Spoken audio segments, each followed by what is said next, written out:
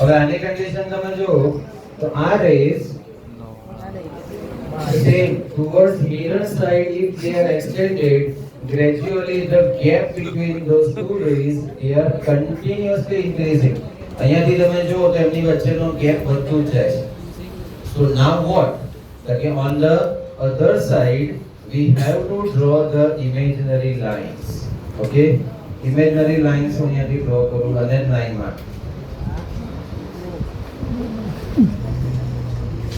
અને પેરેલલ જ જવી જોઈએ. કરી શકશો. These lines were shown dotted because they are not real lines. Imaginary. They are imaginary lines and all imaginary lines are always shown with dotted lines. Right? Yeah. And then this point of intersection where it is A dash. B dash. There you go. Now between F and P, so image form is virtual, erect, and here it is of 3, so it is almost double, 1.8, 1.9 times. Not sure કેટલા times વધારે આવશે પણ જે object છે એના કરતા enlarge જેવું છે એવું આ નાનું છે તો સામે એનું magnified image will be formed. બરાબર આ કેસ તમારે અત્યારે કરવાનો છે. આમાં લાસ્ટ કેસ when object અને મેં કહ્યું એ most important thing આ લાઈન ડ્રો કરો એના મિડલ માં કે થોડું લેફ્ટ સાઈડ વધારે આ કર્વ મિરર ત્યાં ડ્રો કરવાનો because image is going to form on the opposite side. चले वीडियो बंद कर ऑन છે કોણ આ બ્રાન્ડ Any tension? એ તારી પહેરી અરે આગે ચશ્મા પહેરે ને એમાં લોચા લાગશે. ચલો લે દેવ પાડવાનું ધ્યાન આપ એને હવે પકડ નહીં પકડવાડી લે આરો એને વિચાર દેખાય નહીં તને બહુ ચિંતા છે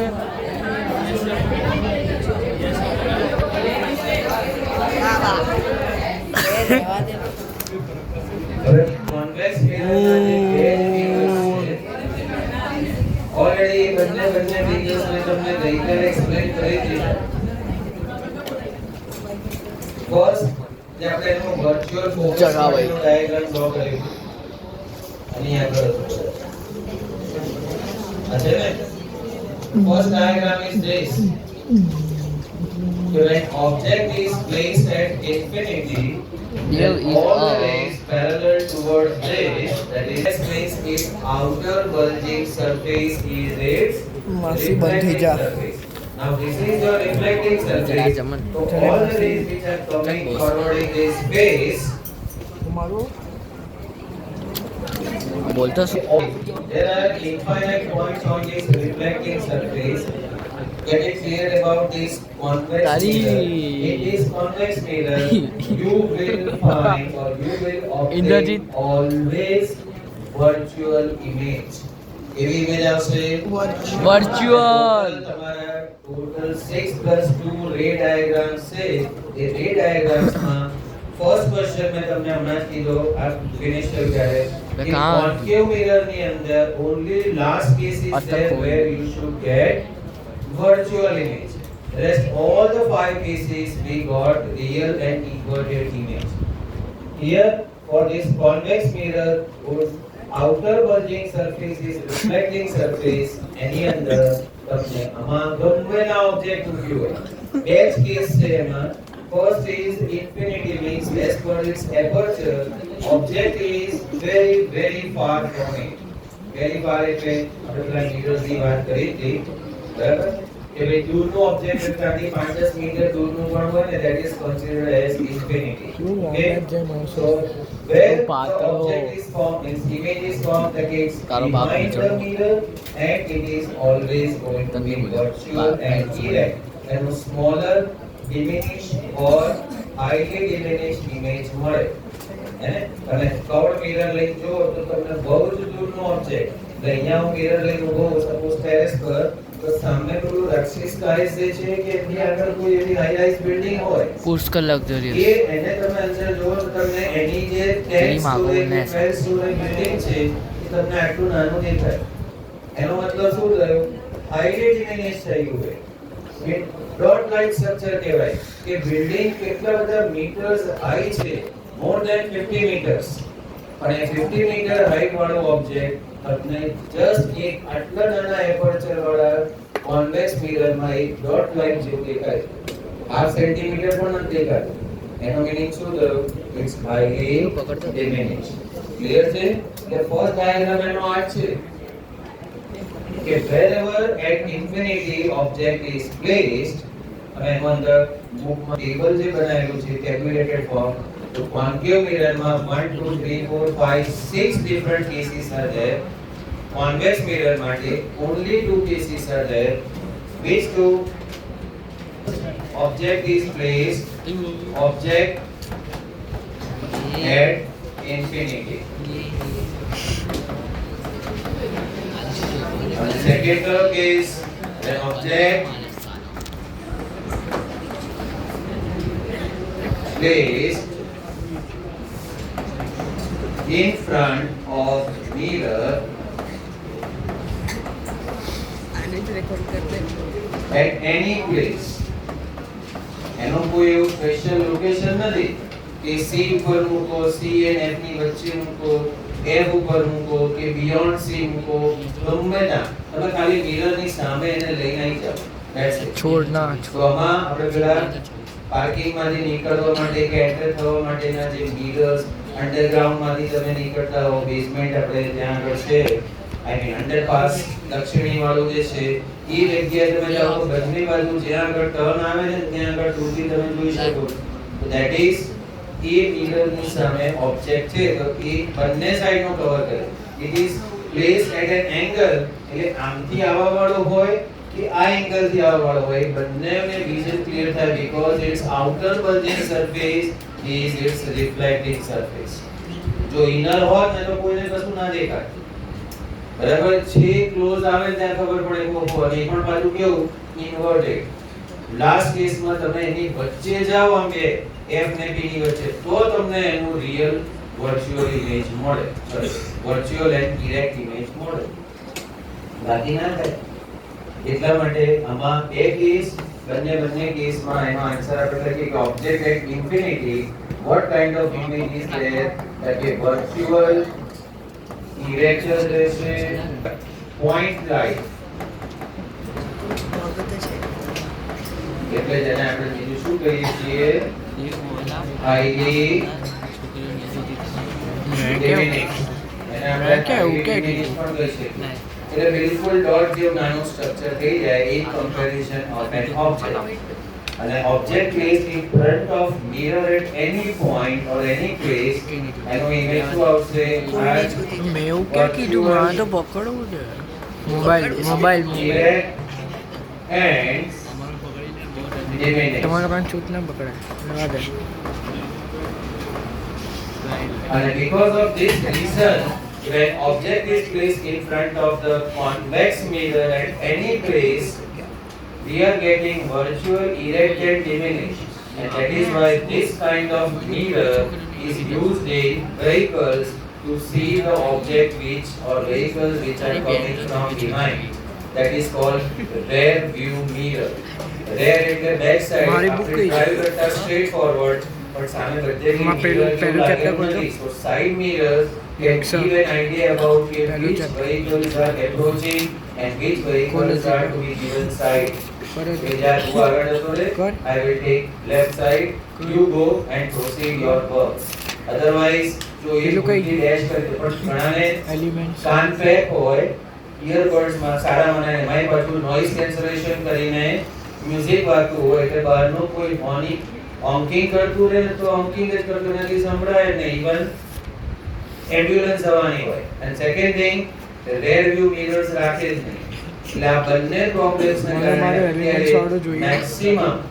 મેક્સિમમ એક્સિડન્ટ્સ જે થાય છે ને because of lack of concentration of the vehicles which are following behind them. મને મારું એલિમેન્ટ્સ વાળું કે અચાનક એ જે પોતાની ધૂનમાં હોય અને સરસ મ્યુઝિક વાગતું હોય વિથ નોઇઝ કેન્સલેશન અને પછી કે ઇયરબડ્સ લે ને એ જ રીતના કન્ડિશન વાળા લે કે સાદા નહીં એ તો પછી મારે ફૂલ વોલ્યુમ કરવું પડે ફૂલ વોલ્યુમ કરવું તો બારે બારે ઇન્સ્ટ્રક્શન આવી જાય મને already increasing your volume and it is going may harm your hearing ability ને પાછું મારે ગોટ ઇટ કરીને સમજણ પાડવી પડે ને આવું બધું ઇન્સ્ટ્રક્શન્સ આવી જાય પણ એમાં તમે નોઇઝ કેન્સલેશન કરો એટલે તમને પાછળનો કોઈ જ અવાજ નહીં સંભળાવવાનો વિચારે અને બીજું તમે એનું વિઝન કાઢી લાવશો કે કોઈ તમારી ફોલો કરતું નથી તમને ઓવરટેક કરીને જવા માંગે છે બીકોઝ ઓફ સમ એમર્જન્સી કંઈ પણ XYZ કે તમે જે સ્પીડે જઈ રહ્યા છો એના કરતાં એને કંઈક કામ છે એટલે વધારે સ્પીડે જશો આ બધા પછી તમે અચાનક પછી સાઇડ સિગ્નલ બી નહીં આપવાની even though it's appropriately working બરાબર ફંક્શન કરતી હોય તો ઘણાને સાઇડ લાઇટ ઓન જ હોય તો 2 મહિના સુધી ઓન જ રહે એટલે આ આપણી ટ્રાફિક સેન્સ છે ઇન્ડિયામાં many people they do not have આ કાર નથી કે ઓટોમેટિક તમારું સ્ટીયરિંગ સ્ટ્રેટ થશે એટલે સિગ્નલ બંધ થઈ જશે ઘણા એમાં હવે પેલા બઝર ના નખાય એટલે બઝર સંભળાય નહીં એટલે એનો અવાજ ખબર જ ના પડે ડિસ્પ્લે ઉપર નજર ના જાય કે સાઇડ સિગ્નલ છે આ બધા રીઝન્સ થી આપણે અહીંયા જોઈએ હવે આ સેકન્ડ વાળી ઇમેજ તમને સમજાવી દઉં કે when object is placed પેલો તો મેં ડાયાગ્રામ કીધો ને એવો ડાયાગ્રામ અંદર આપેલો હશે ચેક ઇટ જે ગઈકાલે મેં ઓલરેડી પરમ દિવસે સમજાવી દીધેલું second is when object is placed in front of convex at any point તો એના માટે આપણે આનો કર્વેચર બનાવવાનું બરાબર ક્રોસ છે અને પછી this side is to be polished cross કરી તો 10 બાર and outer bulging is it's refracting m dash this is its core બરાબર એનો ફોકસ તો હવે અહીં તમે ગમે ના હો એનો ફોકસ વર્ચ્યુઅલ ફોકસ ક્યાં છે હિયર તો આ જેટલો પાર્ટ છે એટલું અહીંયા આવવાનું મારી છે પણ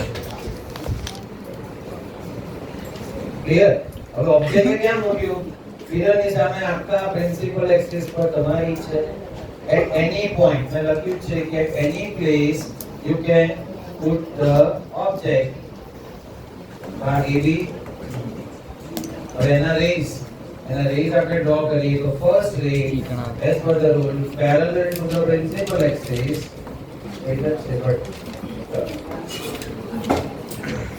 પેરેલલ તો પછી ક્યાંથી પાસ થવાનો રૂલ નંબર 1 ફોકસ પણ એક્ચ્યુઅલી તો ક્યાં છે આ તો આમ જવાનું ને એટલે એની બલ્જિંગ સરફેસ તો બહાર નહીં થાય પણ આપણે પહેલા સ્કેલ તમે મૂકો ને એટલે ઉગાડો સો તમારે આ રીતે કરવાનું આ સ્કેલ છે ને આ સ્કેલ ને આ પોઈન્ટ ને આ રીતે મૂકી દેવાનું સમજ્યા અને અહીંયાથી છે પાર્ટ એટલે આમ આ રીતે ડ્રો કરવાનું આ પાર્ટ છે આ પાર્ટ અહીંથી એ વિલ્સન મત કર આ રીતે જશે સ્કેલ થી જ કરવાનું અને સેકન્ડ કરું પોઈન્ટ 24 એટલે પાસિંગ ફ્રોમ સી સી માંથી પાસ થતું એટલે આ જે થોડી માર્કિંગ લાઈન થઈ ગઈ છે અને બીજો પોઈન્ટ કલર ચેન્જ કરીએ સી માંથી તો સી વાળું ક્યાંય કશે બેન્ડ થવાનું નો the c is remaining same એટલે અહીંથી આપણે ક્યાં છે અહીંયા 2 મિનિટ ટીકડા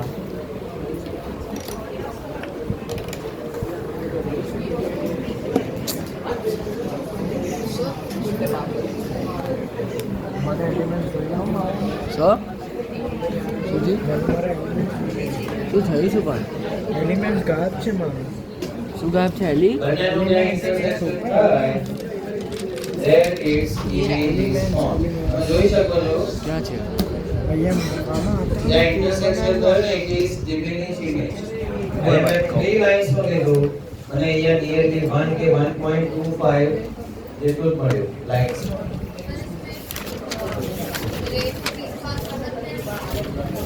करो तो ये पी में से जाएगा यूं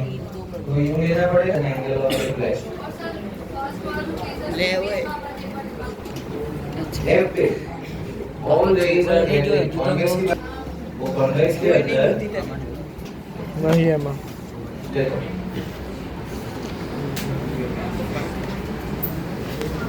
अमित भाई आर्यन अमित भाई आर्यन नहीं वो है माँ ना जीतो अक्षर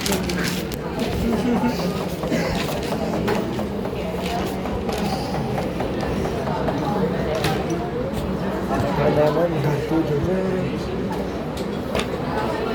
જેમ છે મૂકી દે અંદર રાઉન્ડર મારું નથી બધું ભાડા છે બા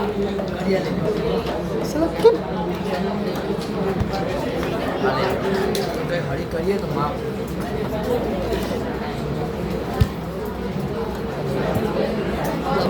वही डायग्राम है मेरे पास है पर हमने ड्रॉ किया था चलो दोनों के दोनों ड्राइंग हो जाएंगे तेरे पास का दिस इज दैट कोड ઓય અક્ષર અક્ષર અક્ષર કાચ તોડી નાખ ऑल आर तो कहाँ से जाएंगे एफ में मतलब तुम्हें स्केल लेके वापस से બુક આપને દેવું હા ભાઈ गए મારે हाँ, પેન્સિલ ले હતી लो। दिखाई હું શું કરું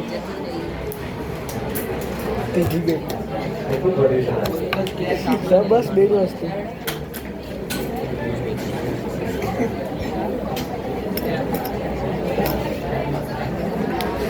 અરે ભાડાનું બધું ગયું ઓય ઇન્દ્રની પેન્સિલ અરે દે દે બે નહીં નીકળે પેન્સિલ અહીંયાથી નીકાળી દે અહીંયાથી ત્યાં અંદર जगह पड़ेगा इधर की जगह इधर आ गया लाइकवाइज अब दूसरा जो है उसको ऐसे एफ में से बताना है हमको तो ये थोड़ा दही जाना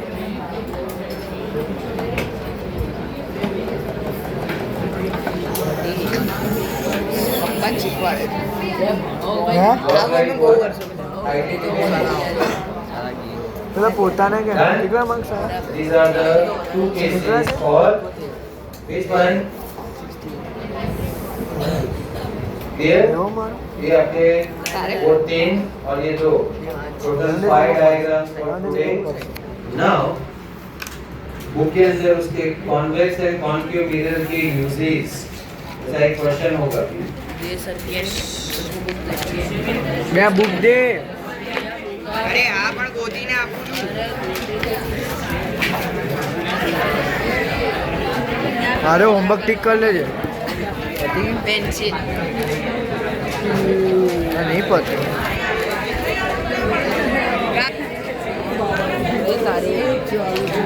ચાલુ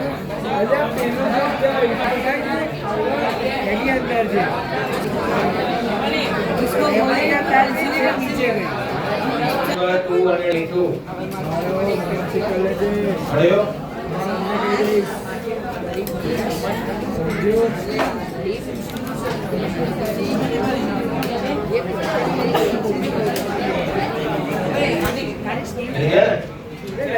अरे question number 16 17 18 and 19 they all are on the basis of what 15 वाला भी कर दो ऐसे सब रीजंस मतलब एक जैसे ही है बोला मैंने 252 15, 16, 17, 18, 19